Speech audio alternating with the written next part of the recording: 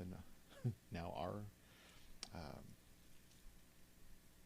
our sangha and our Sunday sangha is a piece of that, an offshoot of that. So interesting, but there's so much power and ease simultaneously in our gathering together to meditate, even virtually like this, knowing that there's someone on the other side of this camera for me, you, is helpful for me when I sit. It's interesting, things like insight timer, or some comforting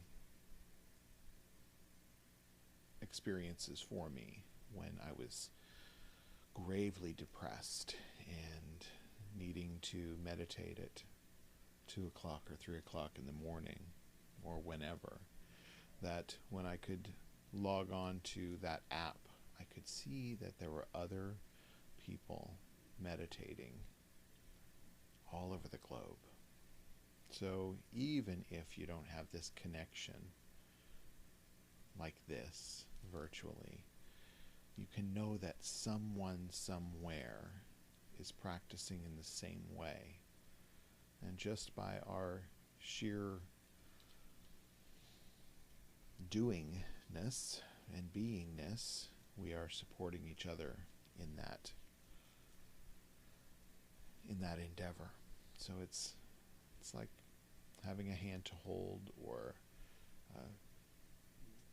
a soft hand on your shoulder to comfort you and welcome you at the same time. So it's very meaningful to me as part of the triple gem, the Buddha, the Dharma, and the Sangha. The Sangha means all of us practicing together and supporting each other on this exploration. It's an individual exploration, but we do it together, and there's meaningful strength in that.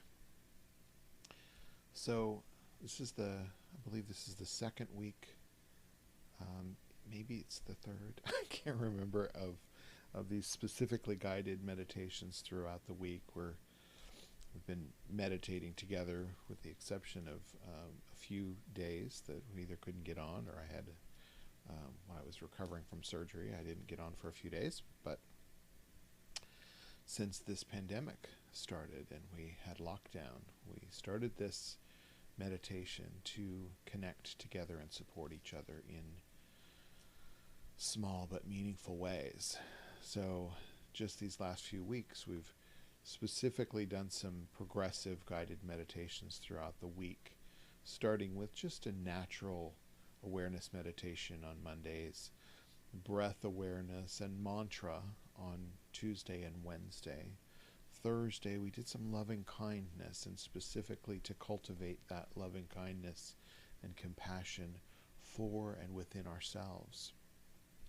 Yesterday, we did some sound meditation, because sound is one of the biggest distractions within our meditation practice.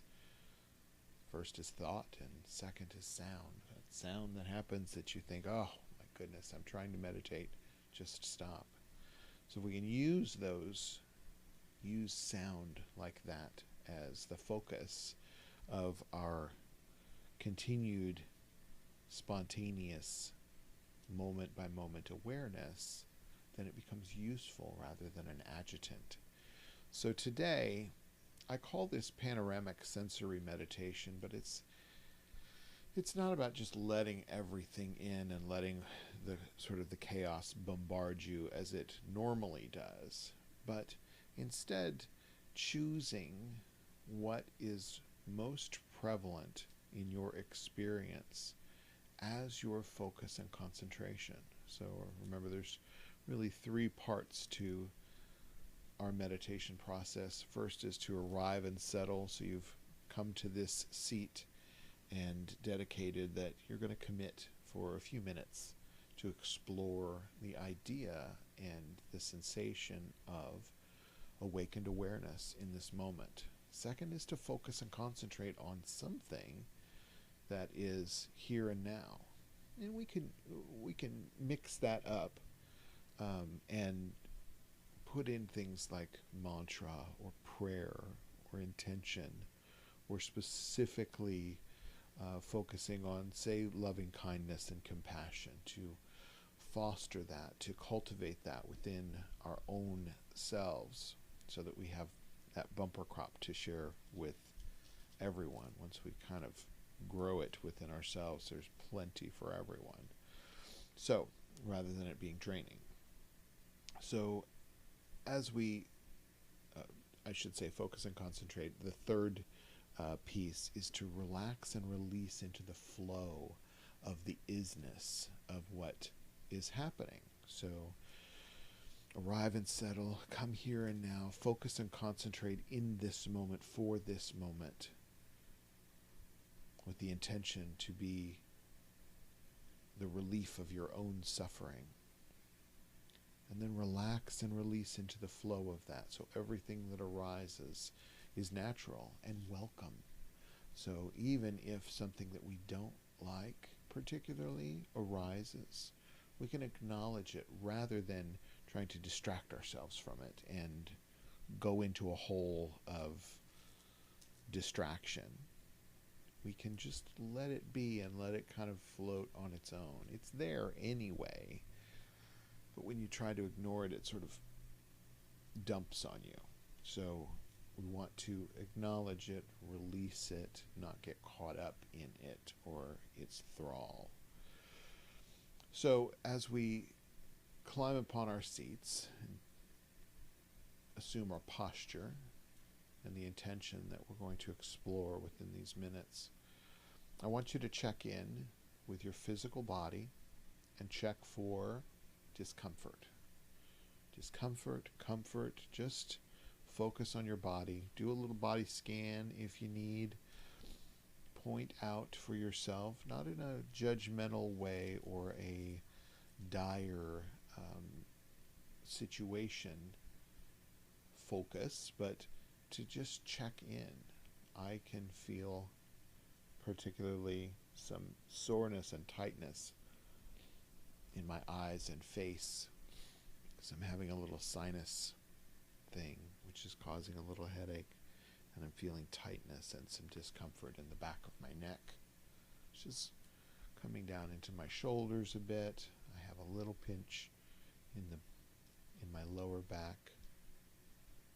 My foot is trying to get used to my new cushion, so it's a little bit different position. So just taking awareness that there's some discomfort.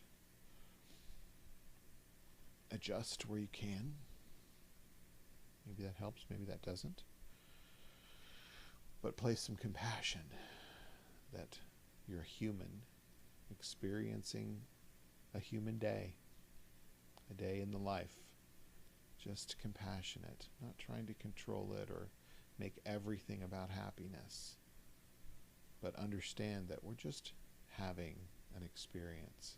I'd like you to check in with your mental situation, your mental state as well. How do you feel? And maybe the physical body is affecting that. So if you're in significant discomfort or pain, maybe it's making you a little cranky, or maybe you didn't sleep well last night, so you're a little tired and cranky, or maybe you feel sad, mad, glad, whatever it might be. But check in, see how you feel, and just acknowledge, be aware that you are having an emotional reaction, and sometimes to the physical reactions. So we'll apply some compassion, loving kindness. So whatever is most prevalent for you, it could be a sensation, an emotion, a taste in your mouth, a specific scent in the air, maybe a part of your body that feels good or bad. You can focus on it and just curiously turn it over, examine it, understand it. See what's causing it. See if you can relieve it by just applying some compassionate awareness. I'm going to ring this bell 3 times, and that means we're here and now, practicing in the here and now, breathing in the here and now.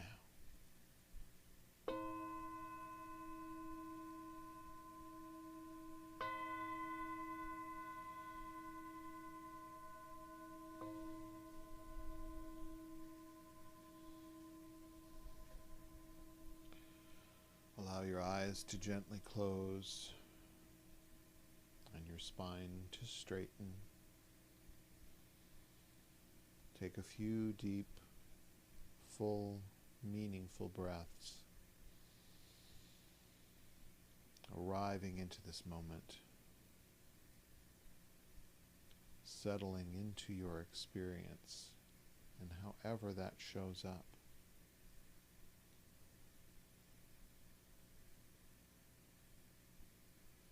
Curiously examine your experience in whatever way it shows up.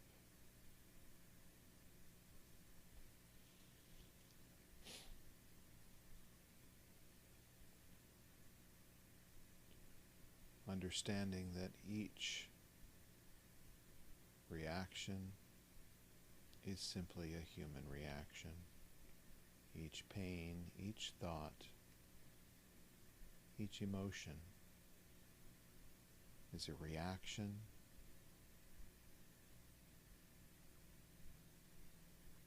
So curiously turn over those prevalent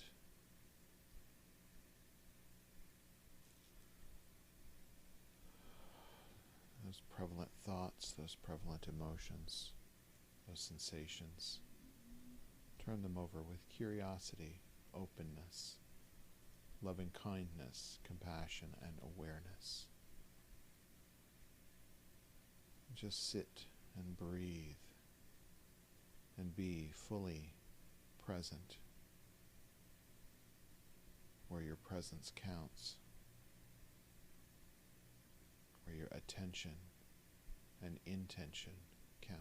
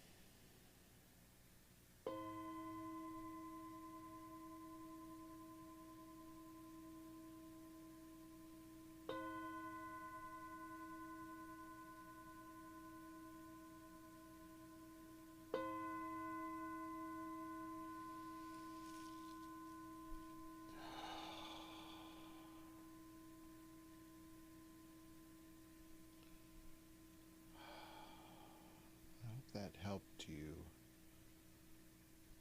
provide a little relief where it's needed.